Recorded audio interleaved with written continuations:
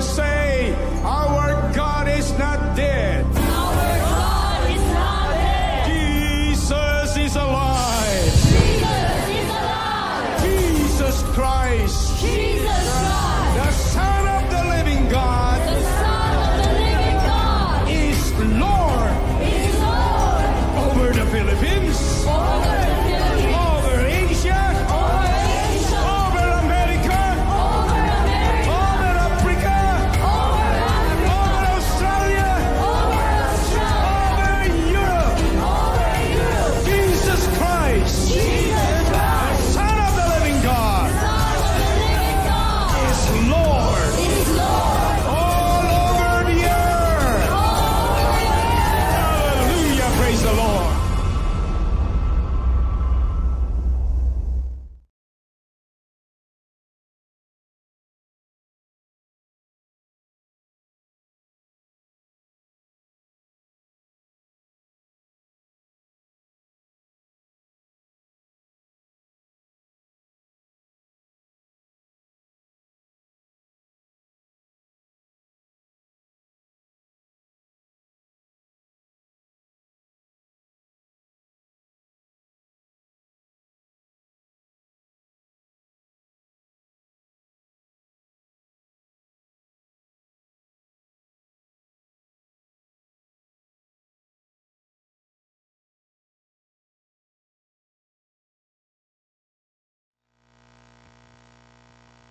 Salamat po, Nay Linda.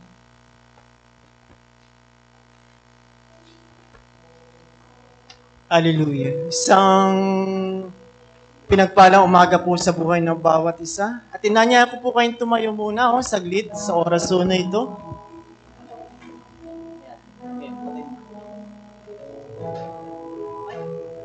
Awitin po natin yung Come Holy Spirit, Fall on Me Now.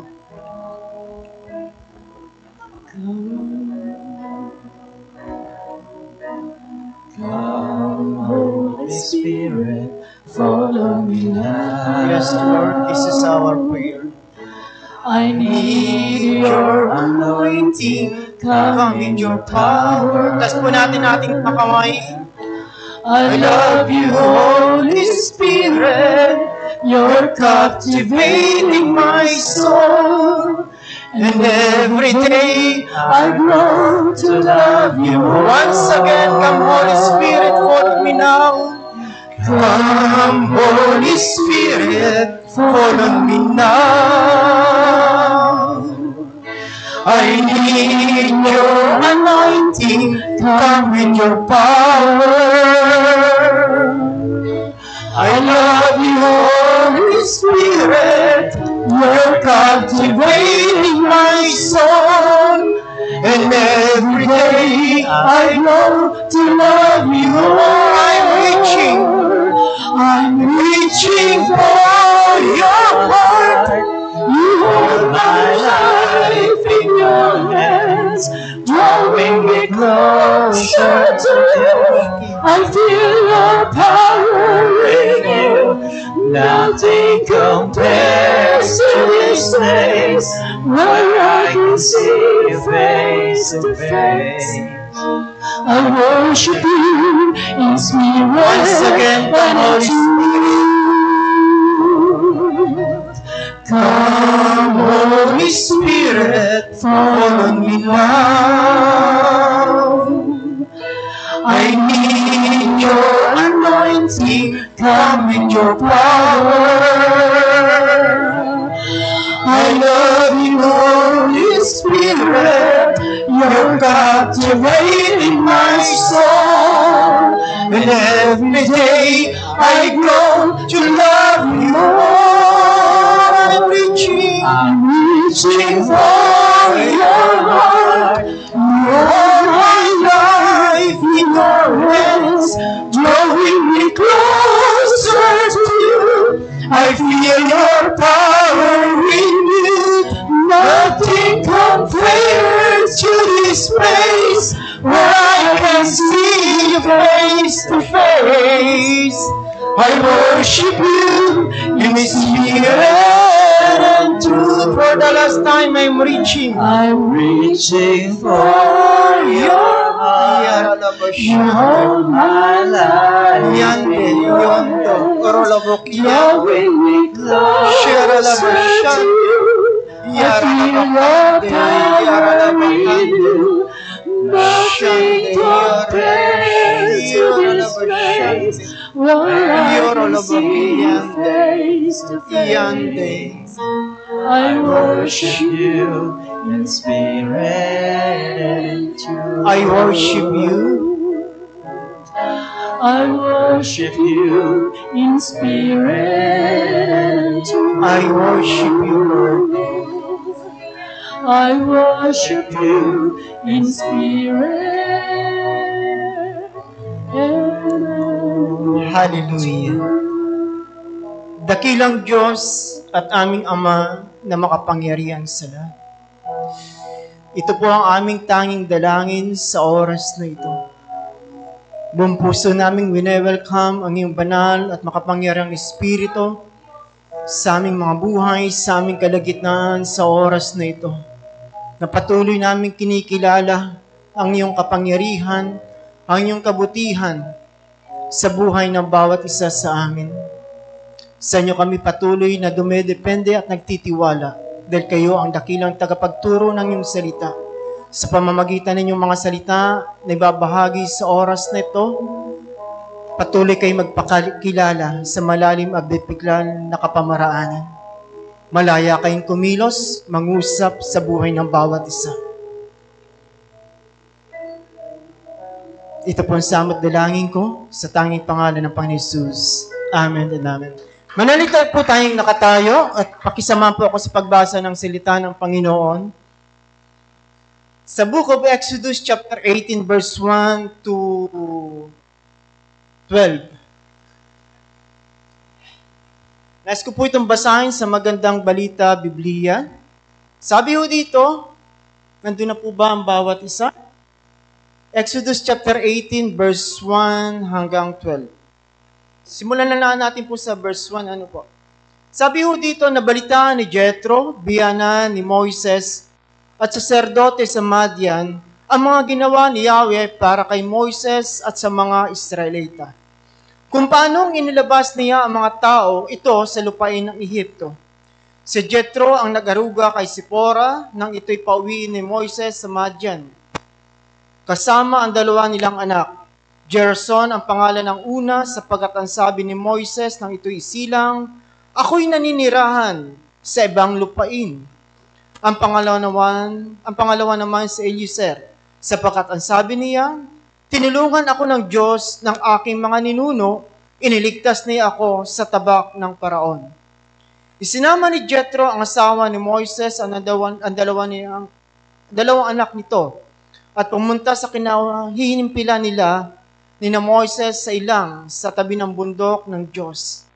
Pagdating doon, ipinasabi niya kay Moises, darating ako riyan kasama ang iyong asawa at dalawang anak. Kaya't sinalubong sila ng Moises, nagbigay galang siya sa biyanan, niyakap ito at isinama sa kanyang tolda. Doon sila nagkumustan at masayang nagbalitaan.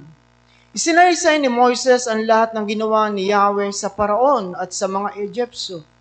At kung paano niya iniligtas ang mga Israelita, isinalaysay na rin niya ang mga hirap na inabot nila sa paglalakbay at kung paano sila tinulungan ni Yahweh. Natuwa si Jethro sa kabutihang ginawa sa kanila ni Yahweh at sa pagliligtas sa kanila sa mga Egyptyo. Sinabi niya, purihin si Yahweh na nagligtas sa inyo mula sa kamay ng Paraon at ng mga Egyptyo. Purihin si Yahweh na humango sa mga Israelita mula sa pagkalipin sa Ehipto. Napatunayan ko ngayon na siya ay higit sa ibang mga Diyos dahil sa ginawa niya sa mga Egyptyo. At si Jethro ay nagdala ng handog na susunugin para sa Diyos. Dumating si Aaron at ang mga lider ng Israel at kumain sila kasalo ng biyanan ni Moises. Ang Diyos nawa patuloy na magpapala sa pagkakabasa ng kanyang buhay, banal at makapangyarihang salita. Purihin po ang Diyos, makakaupo na po ang bawat isa.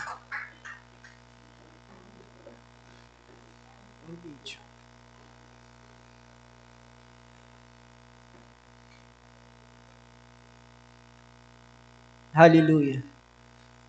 Happy New Year po sa bawat isa. Happy New Year po sa bawat isa. Purihin po ang Panginoon. 31, ilang oras na lamang po at magpapalit na po ng taon.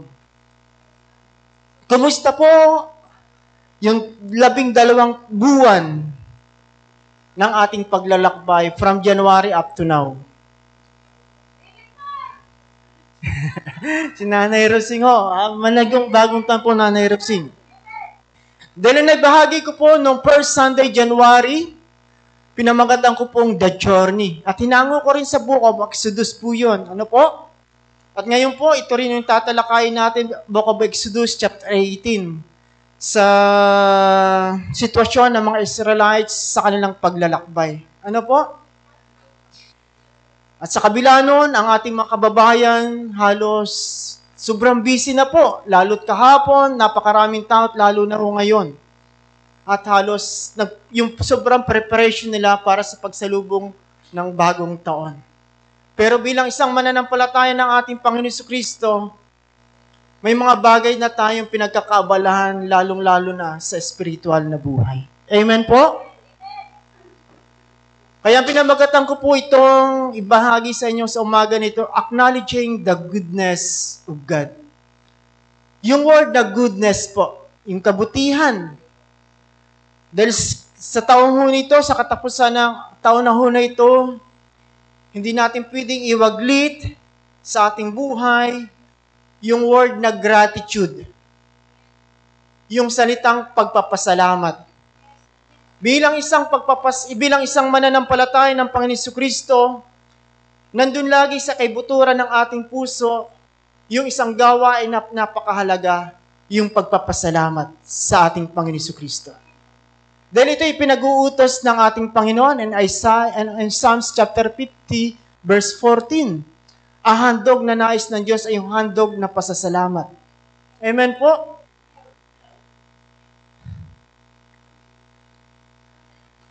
At napakahalaga po nun.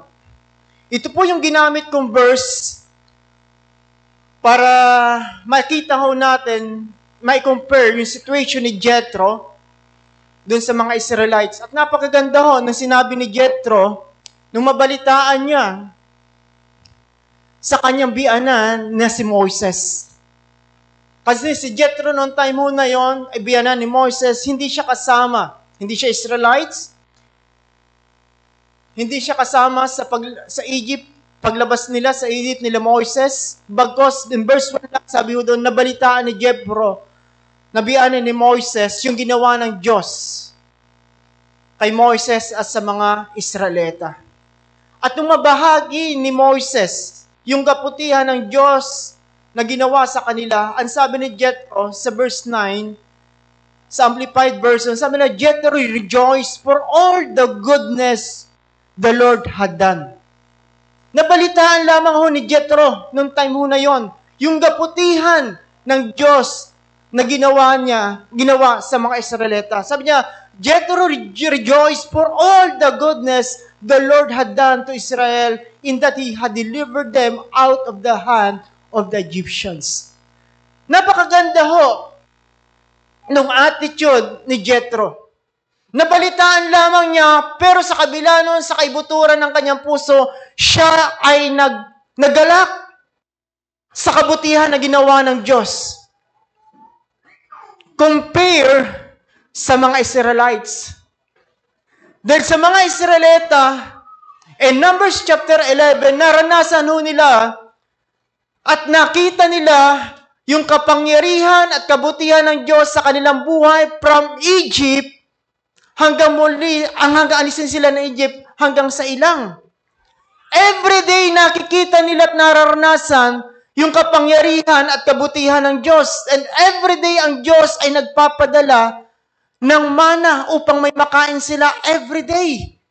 Nung sila ay nauhaw, ang Diyos ay nagpabukal ng tubig mula sa bato.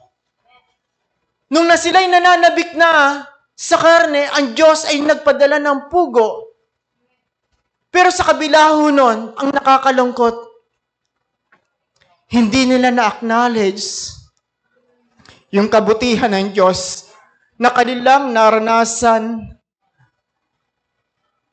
sa kanilang buhay. Bagkos, nagawa pa ho nilang magmormor. Kasi ang pagpapasalamat ho, napakahalaga ho nito. Kapag nandun yung attitude ng pagpapasalamat sa puso ng isang mananampalataya, ano man ang sitwasyon ng kanyang buhay, nananagata man o hindi siya, nandun pa rin ang pagpapasalamat niya at pagpapuri sa Panginoon. Like Job.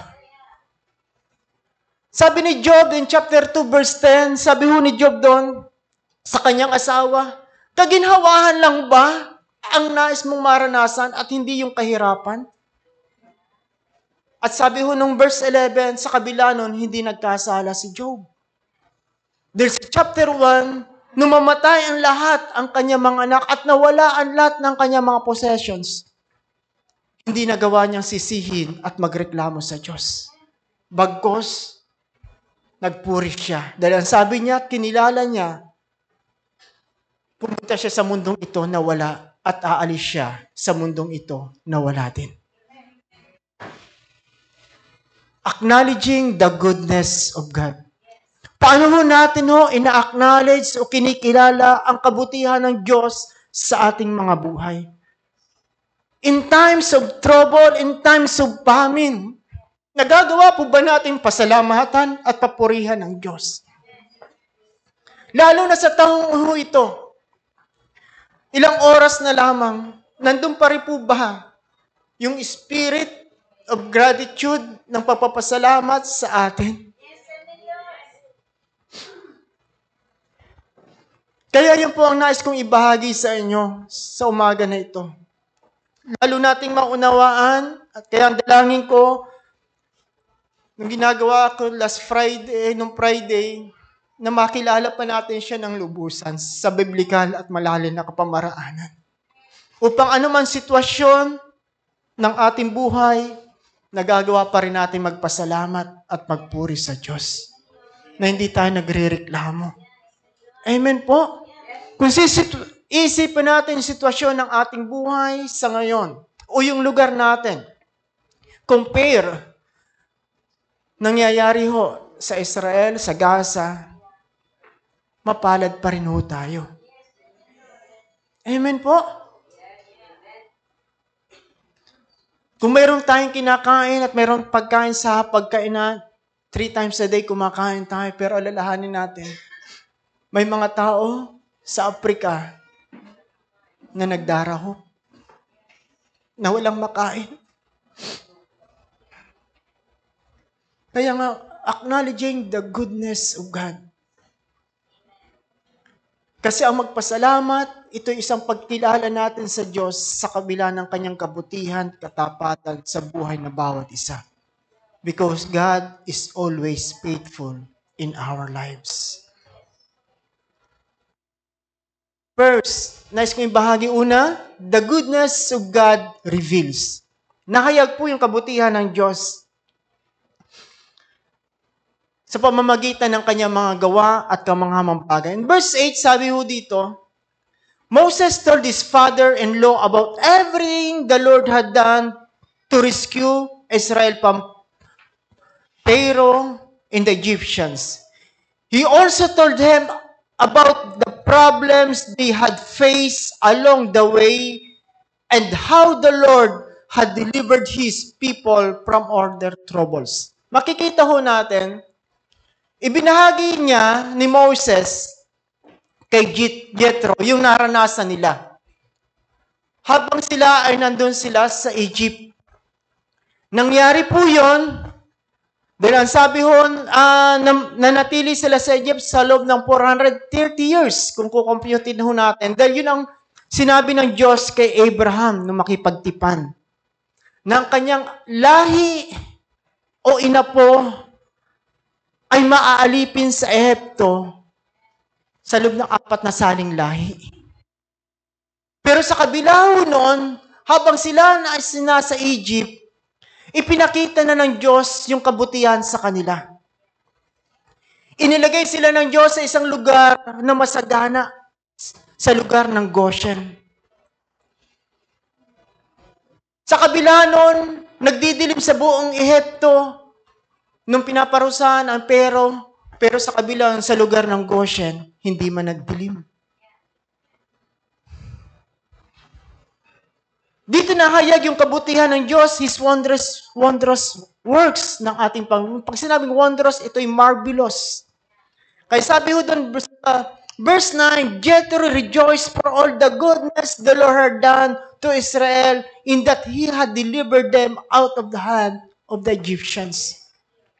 Nung mahayag yung kabutihan ng Diyos, dahil ibinahagi ni Moises kay Jethro, si Jethro ay naggalak. Second translation, no, delighted. Pero sabi ng Amplified and New King James Version, sabi ho doon, Jethro rejoiced for all the goodness the Lord had done. Makikita ho natin, hindi niya naranasan yon, pero nabalitaan lamang niya sa kanyang bianan, ay sa kanyang manugang na si Moises, iba ang dating sa kanya. In-acknowledge niya yung kabutihan ng Diyos na naranasan ng mga Israelita. Amen po. Sa pamamagitan noon, everyday ng ating mga buhay, mayroon ka mga bagay na ginagawa ang Diyos. Simula pa lang sa creation, ipinakita ho na ng Diyos yun yung kanyang kabutihan. In Genesis chapter 1, before nilikha ng Diyos ang tao, i-provide na muna niya ang lahat ng magiging pangangailangan, na pwedeng pangangailangan ng tao. After na ma-provide ng Diyos ang lahat ng mga bagay sa kakailanganin ng tao na kanyang lilikhain, sa kanya nilikha ang tao. At ang tao ang siyang pinaka-special sa lahat ng nikla ng Diyos. At siya ang tao ang pinaka-masterpiece ng Diyos sa lahat ng kanyang nilikha. Kung i-compare natin at pag-aaralan lahat ng bagay sa mundong ito, maging ang mga araw, bituin, buwan sa kalangitan, ang mga laman at mga hayop, nilikha ng Diyos yun sa pamamagitan ng kanyang salita. And sabi ng Panginoon, let there be light, and there was light. Pero nung nilikha ng Diyos ang tao, hindi niya sinabi yun. Ang sabi niya, likhain natin ang tao na kawangis natin. At kumuha siya ng isa ng alabok, hinugisan at tinihingihan sa nostrils at nagkaroon ng buhay. Dito natin makikita simula pa lamang sa creation, gano'n tayo kahalaga at ka-special sa ng Panginoon. Dito pa lang ipinapakita ng Diyos ang kanyang kabutihan sa bawat isa na kanyang nilikha, tulad po natin. At pangalawa the goodness of God reveals who He is. Sino nga po ba ang Diyos na ating sinasamba at pinaglilingkuran? Sabi doon verse 11, sabi ni Jethro, now I know that the Lord is greater than all the other gods. Ngayon ko natanto, ngayon ko nalaman na higit ang Diyos na naghango sa inyo mula sa Ehipto, sa Diyos ng sanlibutan ito. Kasi pag sinabing goodness po, yung word na goodness, ito yung part ng God's character. Character po ito ng ating Panginoon. Kaya in Matthew chapter 19 verse 17, sabi ho ng Panginoon Jesucristo, why do you ask me about what is good? Kaya ang sagot ng Panginoon Jesus replied, there is only one who is good. Walang iba kundi ang Diyos, siya lamang ang mabuti. And now, chapter 1, verse 7, the Lord is good, a refuge in times of troubles. He cares for those who trust in Him. Kaya pinapakita sa isang Psalms na give thanks. Magpasalamat tayo because God is good. Sa pamamagitan noon, Ipinapakita ho ng Diyos ay mabuti. Ipinapakita po doon kung sino po siya bilang Diyos na mabuti. In Psalms 109 verse 68, sabi doon, you are good and what you do is good.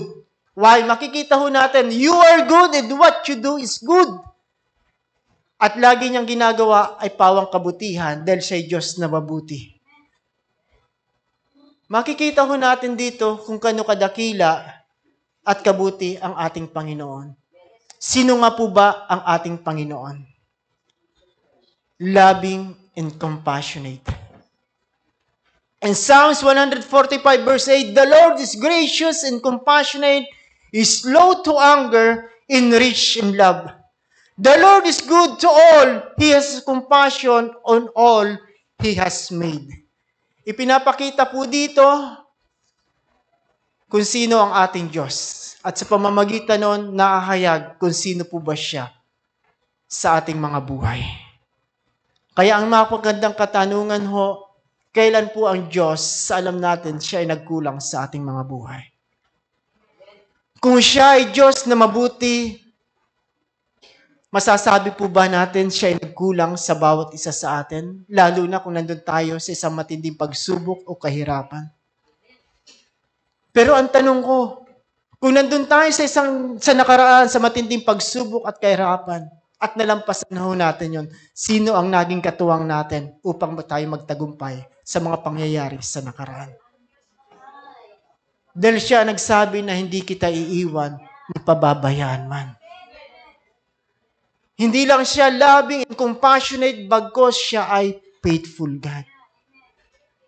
In Deuteronomy chapter 7 verse 9, know, recognize and understand therefore that the Lord your God, He is God, the faithful God, who keeps covenant and steadfast love and mercy with those who love Him and keep His commandments to 1,000 generations.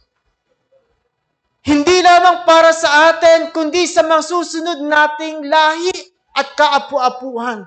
Pero ang napakahalaga ho nun, kung paano tayo mananatili, tapat at nagmamahal sa Kanya. Kung patuloy tayong tapat at nananatiling nagmamahal at umiibig sa ating Panginoon, ipinadaraman din naman ng Diyos yung Kanyang kabutihan, katapatan sa susunod na ating mga nalahi. Wala tayong mga bagay na pwedeng ipamana sa ating kaapu-apuhan. Mayroon man tayo, ngunit kapiranggot lamang ho yun. Pero kung tayo magiging tapat at patuloy na magmamahal sa ating Panginoon, sinisigurado na ng Diyos yung katapatan niya para sa susunod nating lahi. Like David, bakit naranasan ni Solomon yon? Baka si Solomon ay nag-disobey din sa Diyos. Hindi pinutol ng Diyos yung kanyang pangako na sinabi niya hanggang sa lahat ng apo, hindi mapuputol sa bawat apo ni David ay magkakaroon ng hari. Baka si Solomon ay nag-disobey at hindi naging kalugod-lugod sa Diyos. Dahil tapat po ang Diyos. Nais ko yung bahagi lang po sa kabutihan ng Diyos.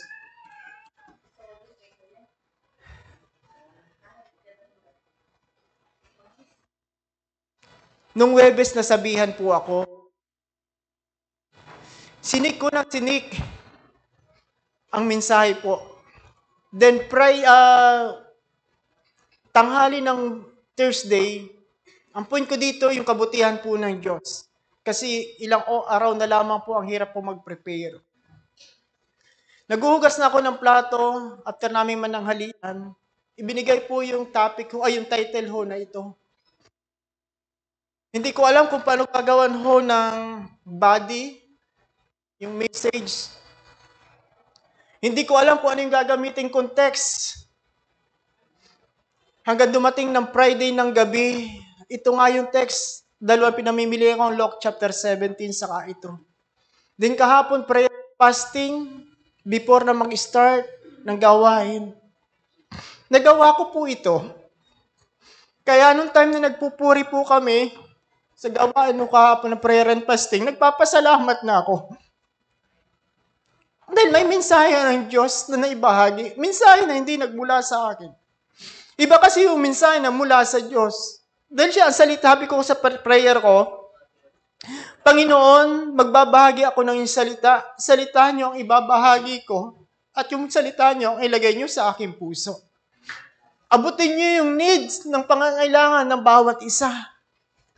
At turuan niyo po kami kung anong nais niyong ibahagi niyo sa buhay ng bawat isa at magpakilala kayo sa malalim at bibikal na kapamaraanan. The point is, tinugon ng Diyos at kinikinala ko po yun ay kabutihan ng Diyos. Amen po. Sa maliit na bagay, matuto tayo magpasalamat. Mahirap magpasalamat kapag nandun ka na, nananagana ka na. Saka ka lang magpapasalamat. Then naranasan ko po, noong December 22, nautusan ako ng second cousin ko na magpadala sa akin yung pera na gift niya sa kanya mga pamangkin at mga pinsang buo. Every year, ginagawa niyo po yan, pinapadala sa akin. Ang nakakalungkot, tinuruan ako ng Panginoon. Yung isa na pinadalahan ko, hindi man lang natutong magpasalamat. Ginawa ko pa, tinawagan ko pa siya at pinadala ko sa smart padala. Walang reply na tinanggap niya. Before na sinabi ko na ipapadala ko ito, tawag siya ng tawag. Pero nung natinanggap niya, hindi man lang siya tumawag o in-inform ako na tatanggap niya. Nung gabi na yun, nalulungkot po ako at nag-aalala. Una, natanggap ba niya o hindi? Kung natanggap niya, bakit hindi man siya tumawag at inform ako na natanggap niya? Binigyan ako ng isang aral ng Panginoon noong time ho na yun. Kinumagan, tinawagan ko. At nung malaman ko, natanggap niya, hindi nagpasalamat. Ganun pala. Hindi sa akin nagmula yung gift na yon, kundi sa kanilang pinsan at nautusan na ako. Pero ako na nautusan, iba ang pakiramdam ko. Ano po yung aral na napulot ko doon? Siguro niloob ng Panginoon. Nakakalungkot po siguro sa ginawa natin ng kabutihan, tinulungan natin ng lubusan, na hindi man lang ho nakapagpasalamat sa atin. Yun po yung point ko. Talagang nung gabi ho na yun, di ako nakatulog. Minarapat ko sa umaga, tawagan siya, 7:00 ng umaga, para i-verify. Isang aral na napulot ko, ang hirap palang po nun. Kaya sa atin ho, bilang isang mananampalataya, maging attitude nyo natin ho, yung maging mapagpasalamat. May maliit lang tayong natatanggap mula sa ating kapwa. Magpasalamat tayo. Kinasampapan siya ng Diyos para tayo pagpalain. And Romans 8:28, all things work together for good to those who love God.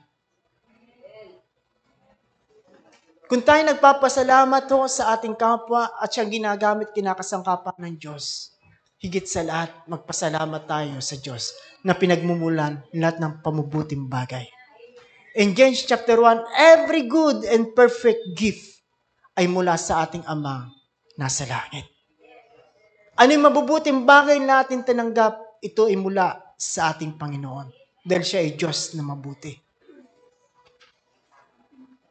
Amen po. The expressions in God's goodness. Ano po yung pwedeng maging expression natin? Tulad doon ni Jethro. First, praising God. Nagpuri siya sa Diyos. And verse 11, sabi niya daw, now I know that the Lord is great and that all other gods, for He did to those who treated Israel arrogantly. Nagpuri po si Jethro. praising God, and Psalms 145 verse 7, they will tell about all your goodness and sing about your kindness. In 1 Chronicle chapter 16 verse 9, sing to Him, sing praise to Him, tell all of all His wonderful acts. Ang pagpupuri po ay napakahalaga.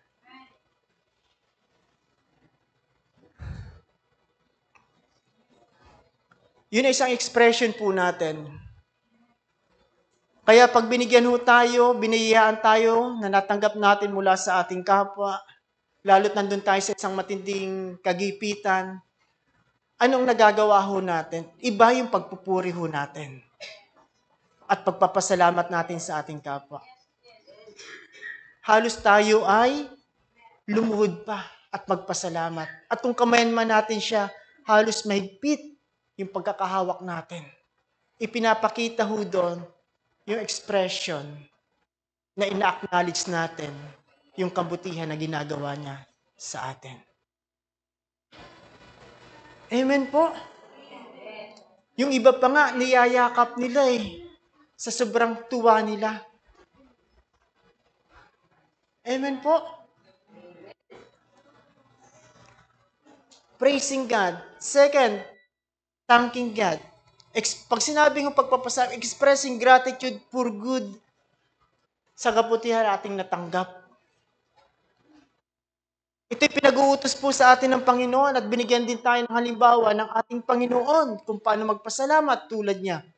In John chapter 11, verse 41, sabi niya na, Father, I thank you that you have heard me. Sabi niya, Panginoon, Ama, nagpapasalamat po ako sa iyo dahil lagi niyo akong dinirinig. Dahil nung time mo na yun, binuhay niya si Lazaro. In Matthew chapter 20, verse 7, then he took the cup, gave thanks, and offered it to them, sa mga alagad. Pinapakita ho dito, nag-set ng example ang ating Panginoon. Bilang siya'y Diyos na nagkatawang tao, hindi niya iwinaglit yung isang gawain ng pagpapasalamat sa God the Father. Kung nagagawa ng ating Panginoon Kristo, kailangan gawin natin ho yun. Bilang mga anak ng Diyos na kinahabagan. Amen po. Nais ko magtapuso dun sa isang Luke chapter 17, dun sa 10 kitungin. Kwento ko na naman po, naglalakbo yung 10 kitungin dahil sa sitwasyon na may kitong ho, sa kultura mga Israelita noong time na sa Book of Leviticus, kapag ang isang tao ay may kitong, isiniseparate siya sa karamihan. Marumi siya. Pero yung 10 kitongin ho na yon, isa doon ho ay Samaritano. Hindi siya purong Hudyo. At yung siyam doon ho ay mga Hudyo. Lumapit sila sa Panginoon. Ang sabi niya, Jesus, Master, have mercy on us. At sa kabila nun, sabi ng Panginoon sa kanila, sige, humayo kayo at pumunta kayo sa saserdote upang magpasuri. Dahil sa sitwasyon nung time na yun, kapag may ketong, pupunta sila sa isang saserdote to prove kung sila ay magaling na sa sakit na ketong o hindi. Kaya sinabi ng Panginoon sa kanila, pumunta kayo sa saserdote at magpasuri. Pumunta ho yung 10. Pero hindi pa sila gumagaling. On the way sila sa priest, nakita ho nila, sila ay gumaling. At nung mabalita nung isang Samaritano na siya ay gumaling sa kitong, nagalak siya. Sabi doon in verse 15 yung chapter 7, and one of them, when he saw that he was healed, came back to Jesus shouting, Praise God, I am healed. Nagalak siya.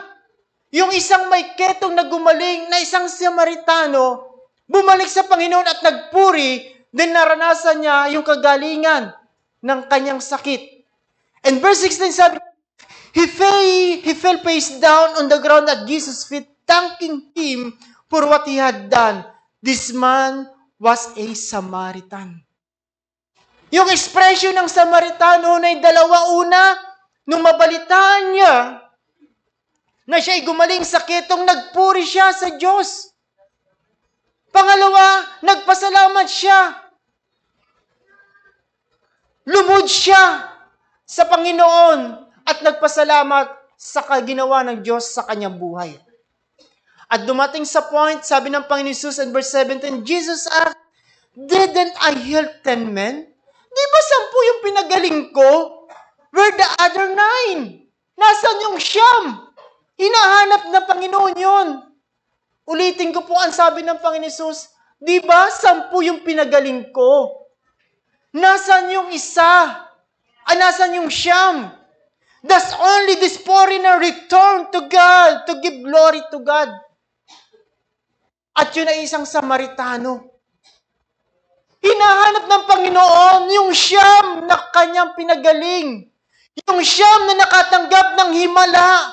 Yung 9 na nakatanggap ng kabutihan mula sa Panginoon. Hinahanap niya.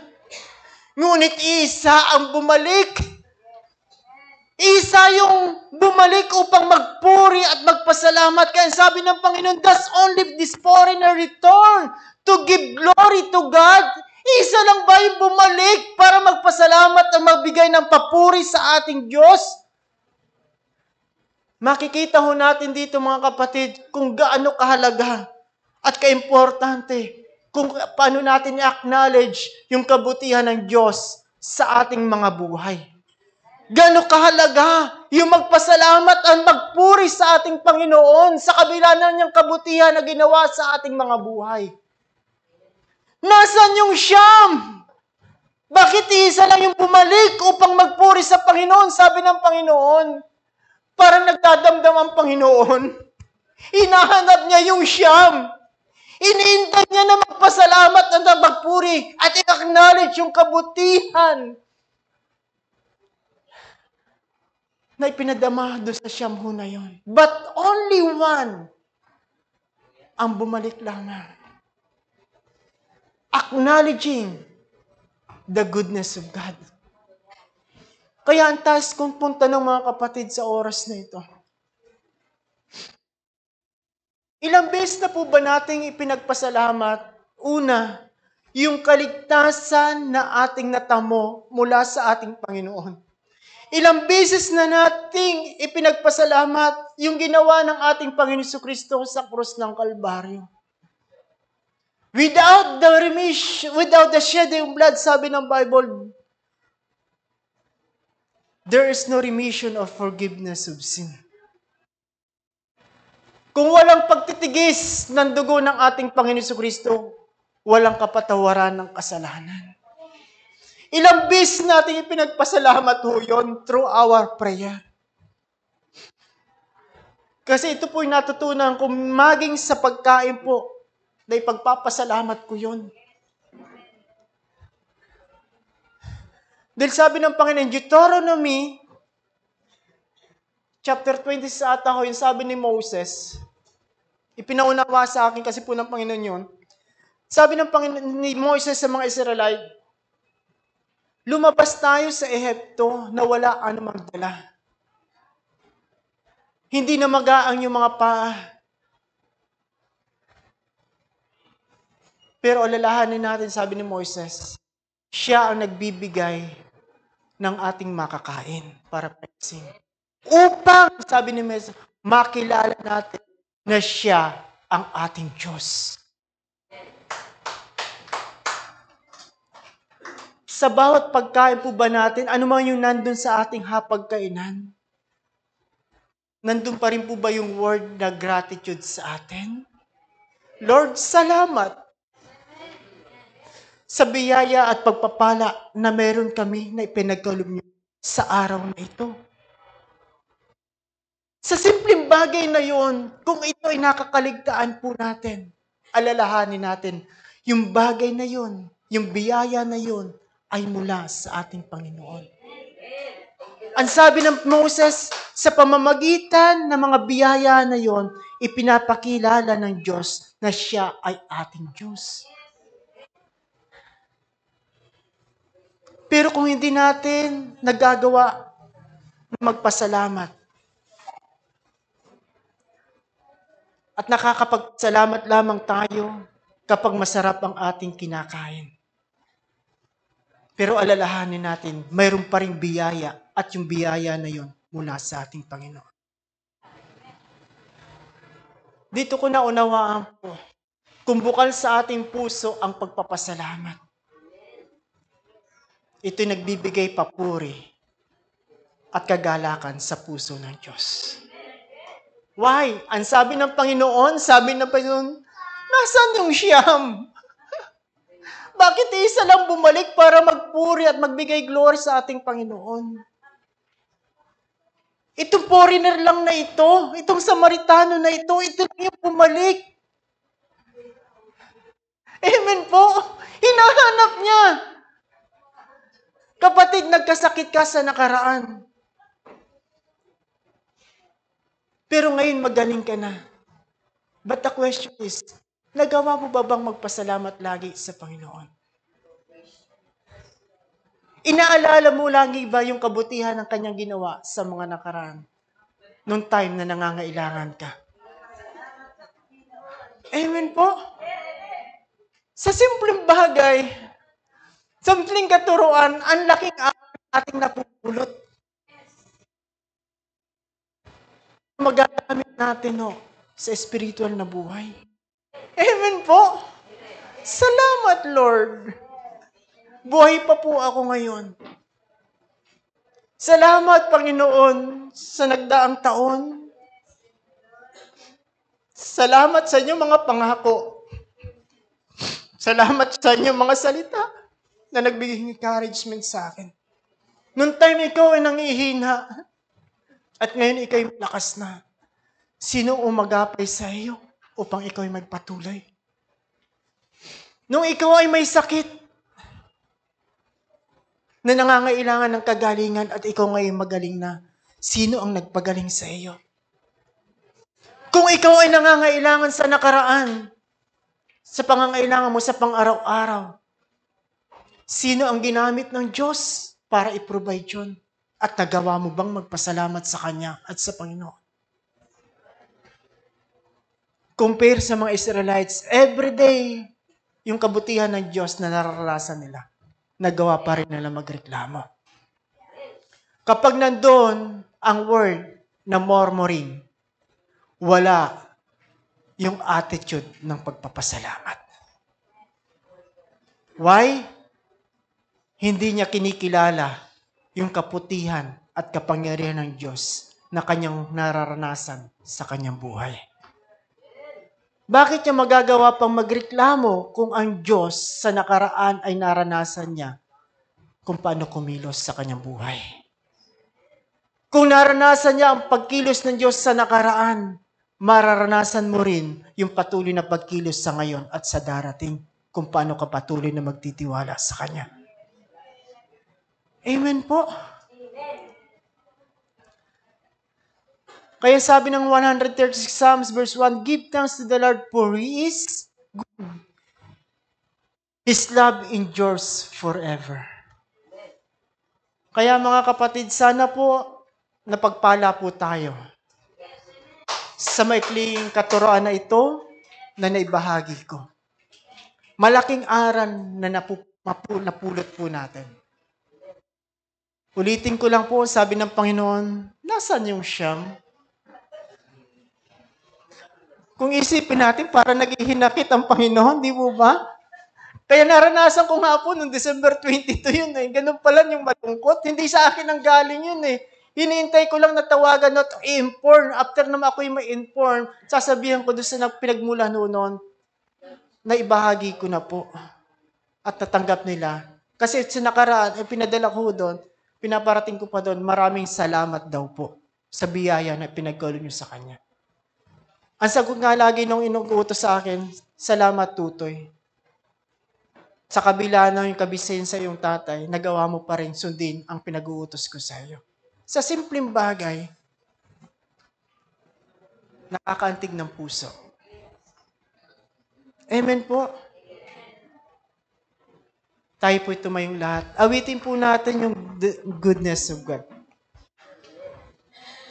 Ulitin ko lang po, no?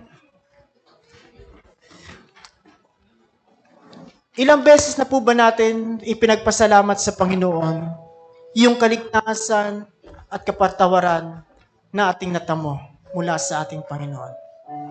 alalahanin po natin lahat tayo ay naligtas dahil sa biyaya lamang ng ating Panginoon Kristo.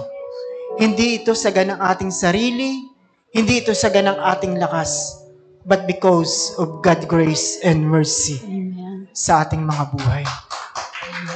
In Lamentation chapter 3, sabi ni Jeremiah, nung time mo na yon si Jeremiah, hindi niya na maunawaan, ano po ba umalaala yung kasaganaan. Dahil nung time noon siya ay depressed na sa sitwasyon nila ng mga kapwa niya Israelita. Dahil sila ay nag-disobey sa Panginoon. Pero sabi niya, naalaala niya, mayroon pa rin pag-asa. Nung maalaala niya, sinabi niya, Your great love, Lord. Ang iyong pag-ibig ay hindi nagmamaliw. Ang iyong habag ay hindi kumukupas. Dahil dakila ang iyong katapatan.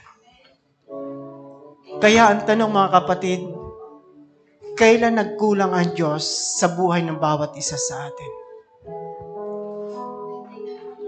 Ano na yung time na naalaala natin na hindi natin pwedeng pasalamatan ng ating Panginoon? May naalaala po ba tayo?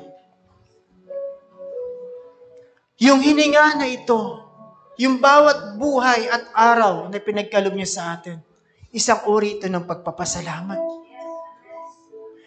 Yung pagpunta natin sa lugar na ito, naging safe tayo. Isang uri ng pagpapasalamat. Isang uri ng pagkilala sa kabutihan ng Diyos. Nawala tayong sakit, maayos ang ating kalusugan, isang uri ng pagpapasalamat. Kung nawalan ka man ng mahal sa buhay sa nakaraan, tulad ni Job, pero naranasan mo pa rin yung pag-comfort at kabutihan ng Diyos sa iyo. Nandun pa rin pwede ka magpapasalamat sa Kanya. At dahil sabi ng Book of James, ipinapakita dun sa kabila ng pagtitis ni Job, ipinapakita doon kung kano kabuti at kadakila ang Diyos.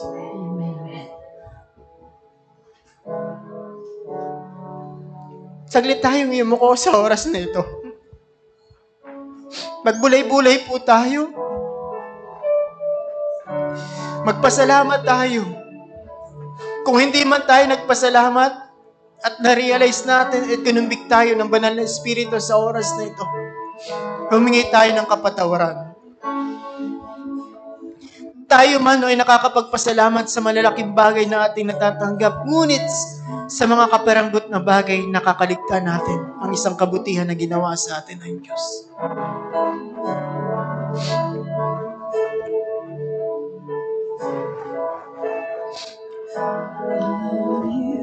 Panginoon, sa pagtatapos ng taon na ito, mula sa kaibuturan ng aming mga puso, kami ay patuloy nagpapasalamat sa inyo. Dahil kayo Diyos na mabuti at hindi nagkukulang sa bawat isa sa amin. Maraming salamat sa lahat ng bagay na pinagkaloob niyo sa amin. Sa kagalakan, sa kapayapan, at higit sa lahat, sa kaligtasan na pinagkaloob niyo po sa amin. Na hindi man kami karapat-dapat, ginawa niyo kaming karapat-dapat. Maraming salamat. Salamat po sa inyong banal na Espiritu. Ipinagkaloob niyo po sa amin. Bilang patnubay namin sa aming spiritual na buhay upang kami makalakad ng ayon sa inyong kalooban at ayon sa inyong katuwiran. Salamat po, precious Holy Spirit, sa inyong anointing to fulfill the divine purpose sa aming mga buhay. Salamat po sa pagkakatawag niyo at pagkakapili sa amin upang kayo'y aming mapaglingkuran. Dahil ito isang pribilehiyo sa bawat isa sa amin na makapaglingkod kami sa tunay na Diyos. Maraming salamat, Panginoon.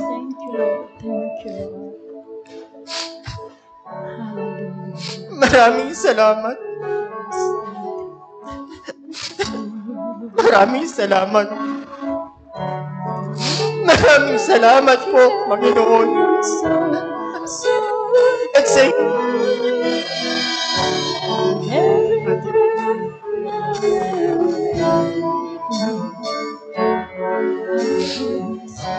taas po natin ang ating kamay bilang pagpupuri natin sa Panginoon, bilang expression. I love you, Lord. Gawin natin po isang panalangin na awitin na ito. Oh, yes, it never fails me. All my days I've been held in your hands. From the moment that I wake up till I lay my head, I will sing of the goodness of God. and all my life you have been faithful. And all my life you have been so good. With every breath that I am able, I will sing of the goodness of God. your voice, you have led me through the fire. When there's nights, you're close like no other. I know you as a father, I know you as a friend, and I live in the goodness of God. And all my life you have been faithful. Yes, Lord. And all my life you have been so good.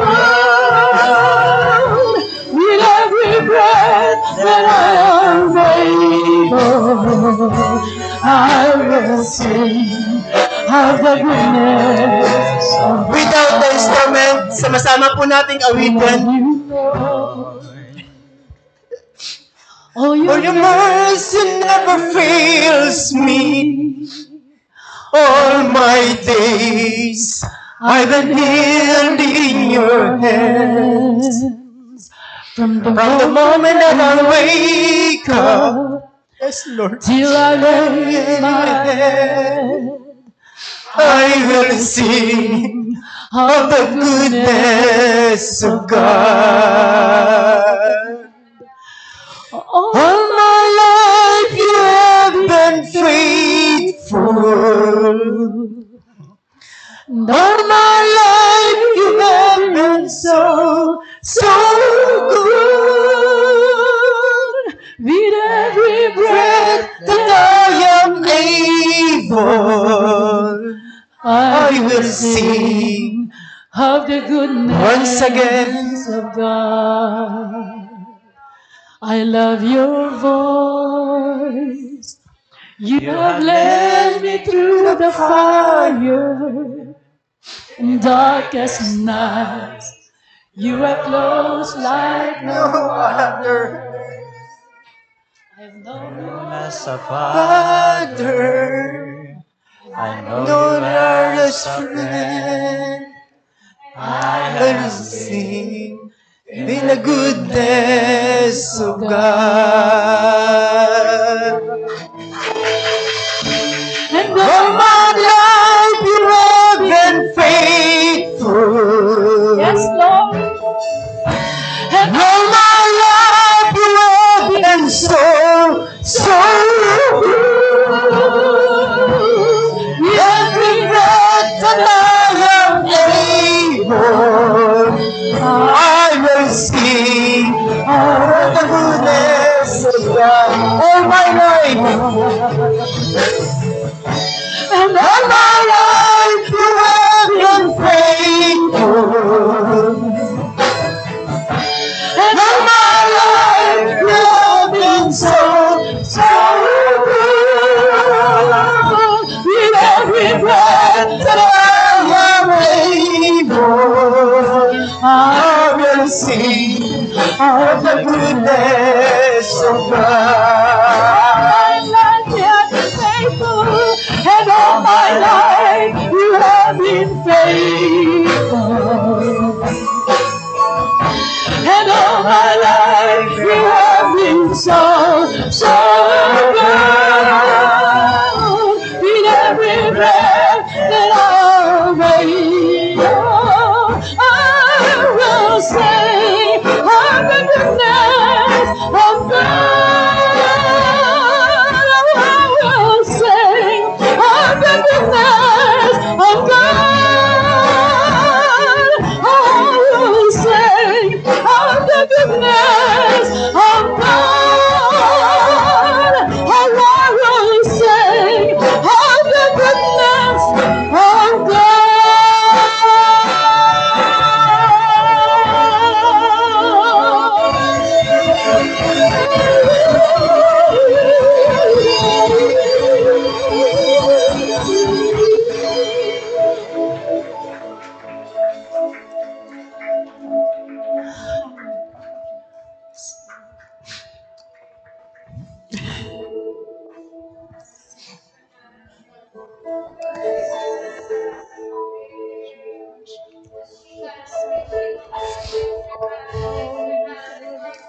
Salamat po aming Ama. Patuloy niyo kaming tinuturuan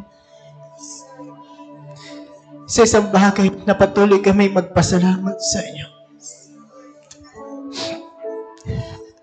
Isang mabuting bagay ang magpasalamat bilang pagkakilala sa inyo na kayo Diyos na mabuti, Diyos na tapat at mabahagin. Salamat, Panginoon. Ilagay niyo sa puso ng bawat isa sa amin ang espiritu ng pagpapasalamat.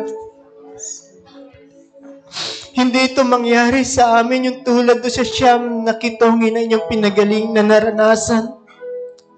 Ang inyong kapangyarihan at kabutihan sa kanilang mga buhay kung saan sila gumaling. Bagkus isa lang yung bumalik tulad ng Samaritano na yun. Nagpasalamat, nagpuri, lumuhod sa inyo at nagbigay ng glory. Yung palang Panginoon, hinahanap niyo ang mga taong ginawa niyo ng kabutihan at hinihintay niyo na magpasalamat sa inyo. Hinihintay niyo na kilalanin yung kabutihan na ginawa niyo sa kanilang mga buhay. Hindi po kayo nagkulang sa bawat isa sa amin. Dahil kayo Diyos na mabuti. Dahil yun yung karakter niyo. Salamat, Panginoon. Dahil meron kaming tunay na Diyos. Salamat, kinabagan niyo po kami. Kaya kami nandito, nagpupuri, sumasamba. Dahil sa biyaya niyo. Salamat sa grace, Lord.